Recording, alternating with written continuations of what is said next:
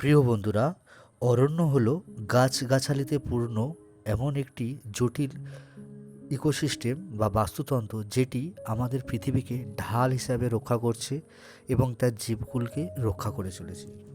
এই বিভিন্ন রকম গাছগাছালি, লতাপাতা জঙ্গলকে যেন একটি অপূর্ব পরিবেশ দান করেছে এবং সেখানে এক বিভিন্ন প্রাণীদের বাস্তুতন্ত্র সৃষ্টি করেছে।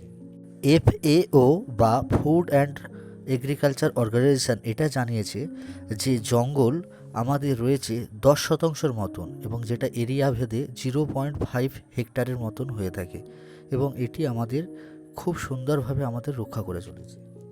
একটি পূর্ণবয়স্ক উদ্ভিদ 5 মিটার পর্যন্ত লম্বা হতে পারে এবং এরা ক্রান্তীয় এবং উপক্রান্তীয় অঞ্চলে এরা বৃক্ষরোপণ জাতীয় উদ্ভিদ, অর্থাৎ আমরা যেটা স্থাপনা করে উদ্ভিদ, এবং ন্যাচারাল প্লান্টেশন বা ন্যাচারাল উদ্ভিদ যেটা আমরা বলে থাকি, অর্থাৎ প্রাকৃতিকভাবে সৃষ্ট উদ্ভিদে বিভক্ত হয়ে থাকে। প্রাকৃতিক উদ্ভিদ বা বনজঙ্গল যেগুলি মানুষ্য দ্বারা সৃষ্ট নয়, এগুলো মানে প্রাকৃতিকভাবে এরা সৃষ্ট হয়েছে। অন্যদিকে প্লান্টেশন বা বৃক্ষরোপণ হলো যেখানে বৃক্ষগুলিকে আমরা আমরা লাগিয়ে থাকি বা তার দানা বা চারাগুলোকে আমরা পুঁতে সৃষ্টি করে থাকি। আমাদের ভারতীয় জলবায়ুতে 16 রকমের প্রধান উদ্ভিদ দেখতে পাওয়া যায়। একটি বনজঙ্গলের আবহাওয়া 10 ডিগ্রি সেলসিয়াসের বেশি হতে পারে না চরম গরম আবহাওয়াতেও, এবং সেখানে এভারেজ বৃষ্টিপাত 200 মিলিমিটারের মতন হয়ে থাকে, এবং যেখানে এই বৃষ্টিপাতের পরিমাণটা আরও বেড়ে যায় সেখানে বিভিন্ন ধরনের উদ্ভিদ সৃষ্টি হয়ে থাকে। এছাড়া উদ্ভিদ জগৎকে তাদের বৈশিষ্ট্য অনুযায়ী কতগুলো ভাগে ভাগ করা হয়। যেমন তাইগা, এখানে আপনি পাইন এবং স্প্রুস জাতীয় উদ্ভিদ দেখতে পাবেন।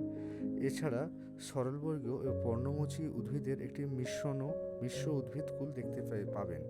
এছাড়া আপনারা পাবেন নাতিশীতোষ্ণ উদ্ভিদ বা ক্রান্তীয় উপক্রান্তীয় উদ্ভিদ, এছাড়া নিরক্ষীয় উদ্ভিদ এবং আরও বিভিন্ন প্রজাতির উদ্ভিদকুলকে আপনারা দেখতে পাবেন।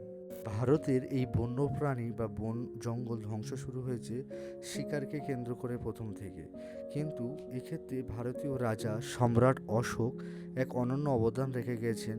তিনি তিনি সৃষ্টি করেছিলেন এই যে অভয়ারণ্য, যেখানে বন্যপ্রাণী এবং উদ্ভিদ জগৎকে তিনি বাঁচানোর চেষ্টা করেছিলেন। কিন্তু মুঘল সাম্রাজ্যের রাজারা সেক্ষেত্রে কিন্তু একটু উদাসীন ছিলেন বনজঙ্গলের এই ব্যাপারে।